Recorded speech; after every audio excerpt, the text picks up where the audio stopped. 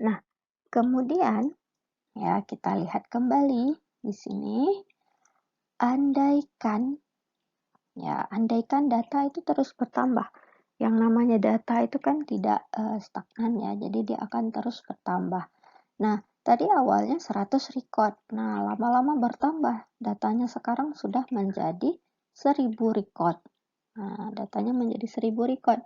Maka indeksnya juga yang tadi awalnya cuma 100 nambah lagi menjadi 1000 record. Ya, sehingga dari yang awalnya tadi cuma 4 blok data saja, sekarang sudah menjadi 40 blok data. Ya kan? Jadi tadi kan 100 data, perlu 4 blok. Berarti kalau 1000 data ya kali 10 aja. Berarti sekarang kita sudah perlu 40 blok data untuk indeksnya saja.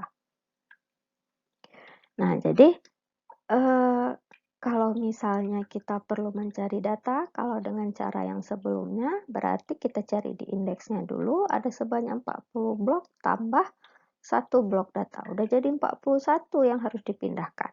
Nah, ini kan banyak juga jadinya ya, blok data yang harus dipindahkan. Nah, jadi kita buat solusi. Nah, solusinya ini kita membuat suatu indeks tambahan, ya, indeks yang lain yang akan menunjuk ke indeks. Nah, tadi sudah kita hitung bahwa satu blok tadi kan muat sekitar 32 indeks. Ya, satu blok muat 32 indeks. Nah, berarti indeks tambahannya ini perlu sekitar 40 bagi 32. Nah, kenapa 40 bagi 32? Kan tadi satu blok kan 32. 40-nya itu dari mana? 40 blok kan? Nah, 1000 record tadi kan perlu 40 blok. Berarti 40 bagi 32. Nanti nomor pointer EID yang 1 sampai 32, kemudian yang ke 33 hingga ke 40. Berarti maknanya ada indeks yang baru di sini, kita hanya perlu membuat dia sebanyak 2 blok. Nah, kenapa 2 blok? Karena yang ditunjuk adalah indeksnya. Nah, jadi sekarang bagaimana cara kita mengakses datanya? Ya, nah cara kita mengakses datanya menjadi lebih sedikit. Yang pertama yang kita akses indeks yang paling luar dulu. Nah, indeks yang paling luar di sini yang kita sebut dia sebagai sparse index. Nah, kenapa kita sebut dia sebagai sparse index? Karena indeksnya itu tidak menyimpan semua data record, tapi hanya sekumpulan record tertentu dalam rentang tertentu. Nah, ini tadi kita anggaplah rentangnya itu 32 data, ya kan? 32 data, kenapa? Karena kan tadi kan satu blok udah kita hitung untuk data indeksnya ini muat 32 data. Jadi berdasarkan rentang 32 data, maka indeksnya kita simpan. Nah, di sini anggaplah indeks pertama, kemudian 33, kemudian berikutnya 32 tambah 2, 64, berarti 6. Yang berikutnya adalah 63. Ya, dan seterusnya. Nah, sekarang ya, karena yang diperlukan di sini hanya 4 blok, berarti kan cuma perlu ada 2 blok data indeks saja di sini, 2 blok data indeks. Nah, kemudian dari 2 blok data indeks ini, yang kita cari pertama sekali, barulah dari 2 blok data indeks ini nanti ketemu. Nah, posisi indeks yang mana? Ya, berdasarkan pointernya yang mana? Nah, berarti di sini 2 blok data. Sesudah kita tahu pointernya, di sini hanya perlu akses satu blok data saja. Sesudah dari dense index ini kita dapat pointer ke datanya, maka di datanya juga kita hanya perlu mengakses satu blok data saja. Sehingga totalnya sekarang perlu hanya memerlukan 4 blok data saja. Ya, bandingkan dengan jika kita tidak membuat sparse index, namun hanya menggunakan dense index saja, maka kita perlu 41 blok data. Ya, 41 blok data. Tapi sesudah kita menggunakan sparse index, Jadi kita tambahkan indeks yang luarnya lagi, di mana indeks yang luarnya itu akan menunjuk indeks yang dense index tersebut, ya. Sehingga kita sudah mengurangi dari yang 41 menjadi 4 blok data saja. Nah, inilah yang kita sebut dia sebagai multi-way index, di mana indeks ini terdiri dari beberapa level indeks. Nah, bentuk multi-way index yang sebelumnya tadi, kalau kita balik, nah, jadi dia mirip seperti tree. Ya, jika dibalik mirip seperti tree. Jadi multi-level index ini, karena memang ide awalnya dari B-tree, ya, jadi indeksnya itu bisa menjadi semakin banyak. Jadi bisa saja akan bertambah seiring dengan bertambahnya record. Nah, bagaimana aturan untuk membuat multi-level index tersebut?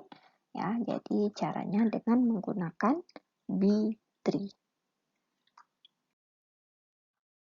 Nah, kita ingat kembali binary search tree. Ya, binary search tree ini adalah tree untuk mencari data, di mana data yang lebih kecil itu akan berada di sebelah kiri daripada parent-nya, sedangkan yang lebih besar itu letaknya di sebelah kanan parent. Nah, binary search tree ini akan dipelajari lebih lanjut algoritmanya nanti di mata kuliah struktur data dan algoritma. Jadi di sini hanya saya jelaskan sekilas saja, ya. Jadi pada binary, nah kenapa dikatakan binary? Karena dia hanya memiliki 2 anak saja. Jadi dia akan memiliki 1 parent dan 2 anak. Nah, pada binary search tree yang di sebelah kiri, anak yang di sebelah kiri itu haruslah lebih kecil daripada induknya, daripada parentnya, sedangkan yang di sebelah kanan itu haruslah lebih besar daripada parentsnya. Nah, jadi ini teori yang terkait dengan binary search tree. Nah, algoritma binary search tree ini kemudian diadaptasi untuk membuat M-way search tree atau multi-way search tree. Nah, contoh misalnya di sini ada multi-way search tree yang terdiri dari 2 key. Ya, 2 key berarti ada 2 kunci. Jadi satu node ini akan terdiri dari 2 kunci, kemudian 3 anak. Ya, jadi kan di sini ada key-nya ada 2. Nah, berarti di setiap ini kan dia ada tempat untuk menyimpan pointer ke anaknya. Jadi di sini anak pertama, di sini anak kedua, dan di sini anak yang ketiga. Yang berikutnya juga seperti itu. Nah, kalaupun ada anak lagi, maka di sini, dan di sini. Ada 3 children. Nah, ini berarti jika 2 key, 3 children, kita sebut dia sebagai three-way search tree. Ya, berarti M-way search tree ini adalah M kurang 1 key dan M children-nya. Berarti kalau misalnya 4-way search tree berarti terdiri dari 4 kurang 1, 3 key, dan 4 children, 4 anak. Nah, kita ilustrasikan di sini. Ini adalah key-nya, ya. Di sini K1, K2, K3 ini adalah key-nya. Kemudian setiap di antara key tersebut itu nanti akan ada pointernya, pointer ke anaknya. Nah, di sini ada pointer pertama, kemudian pointer berikutnya, ya, CP ini children pointer. Nah, kemudian yang berikutnya lagi, yang berikutnya.